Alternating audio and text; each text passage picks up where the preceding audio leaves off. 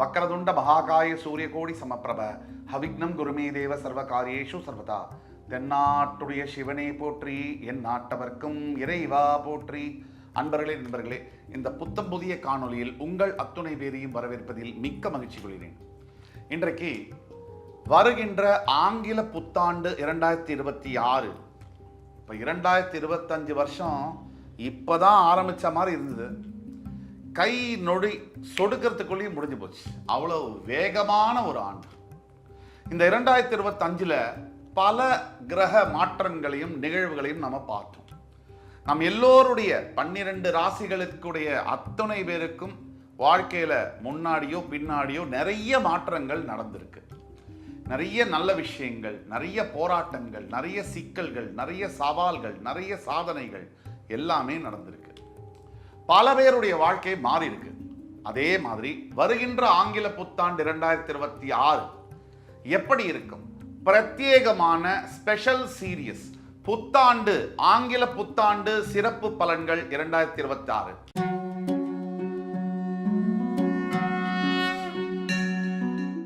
ஆங்கில புத்தாண்டு 2026 சிறப்பு பலன்கள், அதாவது 12 ராசிகளுக்கான பலன்கள் என்ன? அந்த வரிசையில இன்றைக்கு நாம் பேசப்போவது கும்பராசி. அதாவது அடுத்த வருகின்ற ஆங்கில புத்தாண்டுல 2 பெரிய கிரக மாற்றங்கள் இருக்கு. ஒன்று சனி பயிற்சி, மற்றொன்று குரு பயிற்சி. சரியாக மார்ச் 6ஆம் தேதி கும்பராசியிலிருந்து வாக்கிய பஞ்சாங்கப்படி மீனராசிக்கு பெயரவிருக்கின்ற சனி பகவான் ஜூன் 2ஆம் தேதி மிதுன ராசியிலிருந்து பெயர்ந்து கடகராசிக்கு வரக்கூடிய குரு பகவான். இந்த பயிற்சியினுடைய இந்த 2 கிரக நிகழ்வுடைய தாக்கம் என்பது 12 ராசிகளுக்கு எப்படி இருக்கும்? அந்த வரிசையில இன்றைக்கு கும்பம் காலபுருஷ தத்துவத்திற்கு 11ஆம் வீடு. தற்சமயம் 7.5 சனியில ஜென்ம சனியை அனுபவித்துக் கொண்டிருக்கக்கூடிய வாக்கிய பஞ்சாங்கப்படி ஜென்ம சனியை அனுபவித்துக் கொண்டிருக்கக்கூடிய கும்பராசி நேயர்களே, உங்களுக்கு மார்ச் 6 வரைக்கும் தான் கஷ்டம். அதுக்கு பிறகு கஷ்டம் இல்லையா அப்படின்னா, உங்க வாழ்க்கையில இது நாள் வரைக்கும் நீங்க எவ்வளவு சிரமப்பட்டீங்களோ அப்படிப்பட்ட அளவிற்கான கஷ்டங்கள் இனிமே இந்த ஜென்மத்துல கிடையாது. இது மட்டும் சத்தியம், மாற்று கருத்தே இல்லை. இது நாள் வரைக்கும் நீங்க என்ன துன்பம் எல்லாம் பட்டிருக்கலாம். பணத்தை இழந்திருக்கலாம், ஏமாற்றம் அடைஞ்சிருக்கலாம், துரோகத்தை பார்த்திருக்கலாம், கூட இருந்தவங்களே உங்களுடைய குழியை தோண்டி பிதைத்திருக்கலாம், மன அழுத்தம் இருந்திருக்கலாம், தவிப்பு இருந்திருக்கலாம், அவமானத்தை சந்தித்திருக்கலாம், எல்லாத்தையும் இழந்திருக்கலாம், சொத்து போயிருக்கலாம், வேலை போயிருக்கலாம், உடல் ஆரோக்கியத்துல பிரச்சனை இருந்திருக்கலாம். என்ன இருந்தாலும் அத்துணை துக்கங்களுக்கும் துயரங்களுக்கும் முற்றுப்புள்ளி மார்ச் 5ஆம் தேதியுடன் முற்றுப்புள்ளி. மார்ச் 6ஆம் தேதியிலிருந்து உங்களுக்கு ஒரு பெரிய ரிலீஃப் என்பது இருக்கும். உடனே கோடீஸ்வரன் ஆயிடுமா? அப்படி இல்லை. நஷ்டத்திலிருந்து வெளியே வந்து ஜீரோ அந்த பெஞ்ச் மார்க்குக்கு வருவீங்க. அதாவது பிரேக் ஈவன் பாயிண்ட் சொல்லக்கூடிய இடத்துக்கு வருவீங்க. அதாவது நீங்க முதல்ல ஒரு ஆறுதல், இது வரைக்கும் இந்த இனிமே கஷ்டம், இனிமே வாழ்க்கையில இந்த பிறவியில உங்களுக்கு வர முடியாது, போரும், கஷ்டப்பட்டதெல்லாம் போரும், இனி நல்ல வாழ்க்கையே. அப்படிப்பட்ட நல்ல வாழ்க்கையை உங்களுடைய பாதசனியாக போகின்ற சனி பகவான் சிறு சிறு பிரச்சனைகளை கொடுத்து கொண்டுதான் இருப்பார் 7.5 சனி முடிகிற வரைக்கும். இதுதான் உண்மை. நல்லதை சொன்னா கமெண்ட்ஸ்ல எழுதுவாங்க உருட்டுறாருன்னு. இல்ல உண்மையை சொன்னா ஒரே நெகட்டிவ்ப்பா. ஒரு மனுஷன் நல்லதையும் சொல்லாம, உண்மையும் சொல்லாம, நெகட்டிவும் சொல்லாம, பாசிட்டிவும் சொல்லாம நடுவில் ஏதாவது ஒரு பாயிண்ட் இருக்கா? அப்படி ஒரு பாயிண்டே இல்லைங்க. நம்ம ஜனங்கள்ல பார்க்கக்கூடிய பார்வையில தான் இருக்கு, எடுத்துக்கிற விதத்துல தான் இருக்கு. ஒரு சிலர் என்ன பண்ணுவாங்க, நல்லதே சொல்லிட்டு இருக்கணும்பாங்க, எதை பத்தியும் கெட்டதா பேசாதம்பாங்க. ஒரு சிலர் எப்ப பாரு நல்லதே சொல்லிட்டு இருக்கே, பொய் தானே சொல்ற, எனக்கு ஒரே பிரச்சனையா இருக்கு, சும்மா உருட்டுறாரும்பாங்க. இது சாதாரண வேலை இல்லை இது. அதனால ஜனங்க வந்து என்ன கமெண்ட் பண்ணாலும் நான் உண்மையை தான் சொல்ல போறேன்.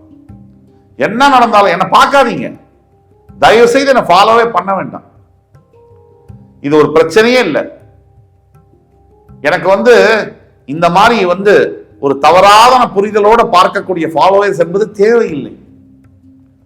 யாருக்கு தெய்வ நம்பிக்கை இருக்கோ, யாருக்கு என் மீது நம்பிக்கை இருக்கோ அவர்கள் மட்டும் இந்த ப்ரோக்ராம பார்த்தா போதும். இது எது விதமான கமர்ஷியலைசேஷனும் இல்லை. ஆக கும்பராசி நேயர்களுக்கு இந்த ஜென்ம சனி விடுதலை என்பது கிடைக்கும். அப்பாடான ஒரு ஃபீலிங் வரும்.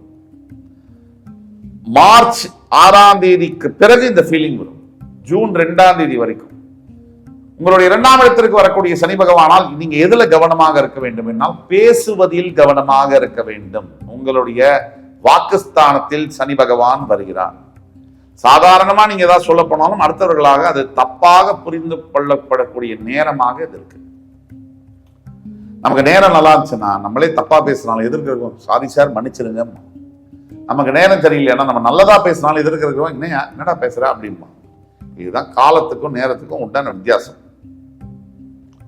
இப்ப குரு பார்வை, அதாவது ஜூன் 2க்கு பிறகு குரு பகவானுடைய பார்வை சரியாக விருச்சிகம், மகரம், மீனம், அதாவது உங்களுடைய 10ஆம் வீடு, 12ஆம் வீடு, 2ஆம் வீடு, இந்த வீடுகளின் மேல் குரு பார்வை விழுகிறது.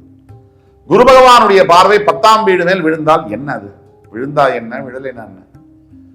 குரு பார்வை என்பது மிக மிக அவசியம். குரு பார்வை உங்களுடைய 10ஆம் வீடு மேல், அதாவது தற்சமயம் குரு பகவான் உங்கள் ராசியை பார்த்து கொண்டிருக்கிறார்.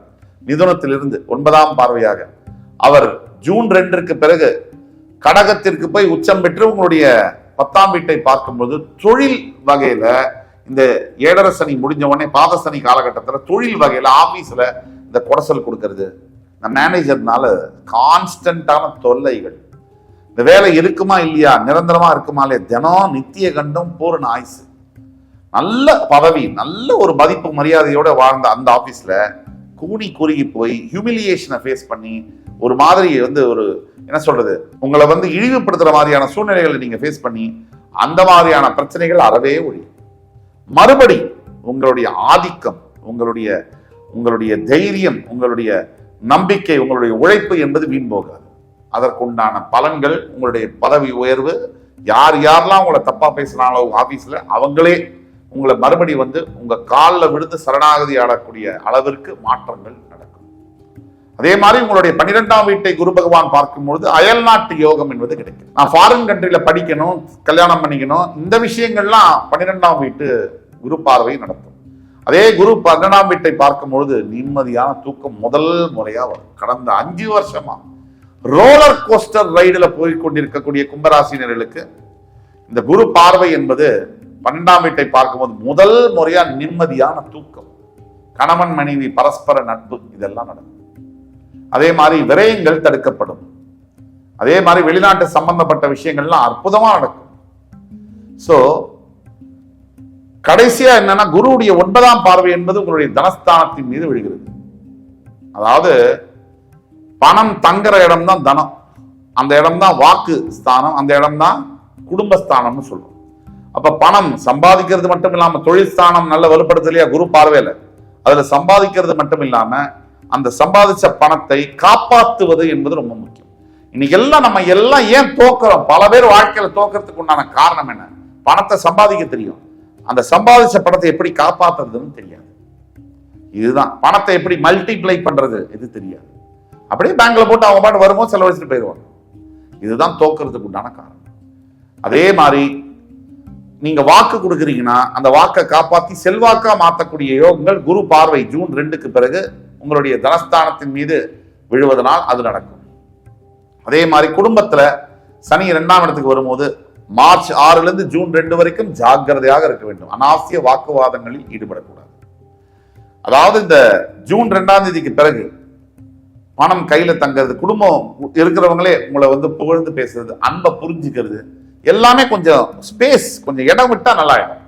சண்டை போட்ட உடனே போய் இது பண்ணீங்கன்னா பிரச்சனை பெருசாகும். எல்லாருக்கும் அந்த வீரியம், கோபம், ஆத்திரம் எல்லாம் உள்ளுக்குள்ள இருக்கும். மனிதன் தானே.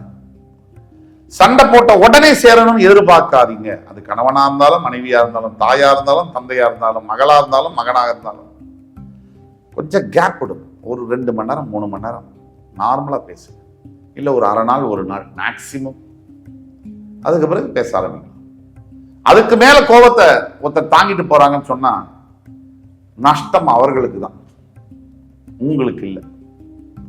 ஆக குரு பார்வையின் மூலியமாக குடும்பத்தில் நல்ல பேச்சுவார்த்தை, நல்ல ஒரு ஒத்துமை, நல்ல ஒரு இணக்கம், நல்ல ஒரு விஷயங்கள்லாம் நடக்கும். கும்பராசிக்கு இது நாள் வரைக்கும் 5 வருஷம் வரைக்கும் கஷ்டப்பட்டாச்சு. இனிமே உங்களுக்கு அந்த அளவிற்கான கஷ்டங்கள் இல்லை. ஆனால் 7.5 சனி முடிகிற வரைக்கும் ஜாக்கிரதையாகத்தான் இருக்க வேண்டும். கும்பராசிக்கான பரிகாரம், ஒவ்வொரு ஞாயிற்றுக்கிழமையும் மறக்காம பக்கத்தில் இருக்கக்கூடிய சிவன் கோவிலுக்கு போய், புராதன சிவன் கோயில் போனீங்கன்னா இன்னும் விசேஷம், சிவபகவானுக்கு சூரிய சந்திர பிம்பங்கள் சாத்த வேண்டும். அதாவது சூரியனும் சந்திரனும் இருக்கா மாதிரி வெள்ளியிலேயோ இல்ல செப்புலையோ சூரிய சந்திர பிம்பங்கள் சாத்த வேண்டும் சிவலிங்கத்துக்கு. அதே மாதிரி அன்னதானங்கள் கொடுக்க வேண்டும், தர்ம காரியங்கள் செய்ய வேண்டும். ஏழை எளியோருக்கு உங்களால முடிஞ்ச உதவியை செய்யுங்க. கல்விக்கான உதவி, ஒரு பெட்ஷீட் போர்வை வாங்கி கொடுக்கிறது, கால பைரவர்களுக்கான உணவு நீர் கொடுப்பது, இது எல்லாம் தான் உங்களை காப்பாற்றும். ஒட்டு மொத்தத்துல கும்பராசினியர்களுக்கு வருகின்ற ஆங்கில புத்தாண்டு என்பது மிகப்பெரிய ரிலீஃப் அதை கொடுக்கக்கூடிய ஆண்டு. இந்த எபிசோடு உங்களுக்கு பிடிச்சிருக்கும்னு நம்புறேன். அடுத்து வரும் எபிசோட்ஸ்ல மறுபடியும் உங்கள் எல்லோரையும் சந்திக்கும் வரை உங்களிடம் விடைபெறுவது உங்கள் சுபாஷ் பாலகிருஷ்ணன். நன்றி, வணக்கம், வாழ்க வளமுடன்.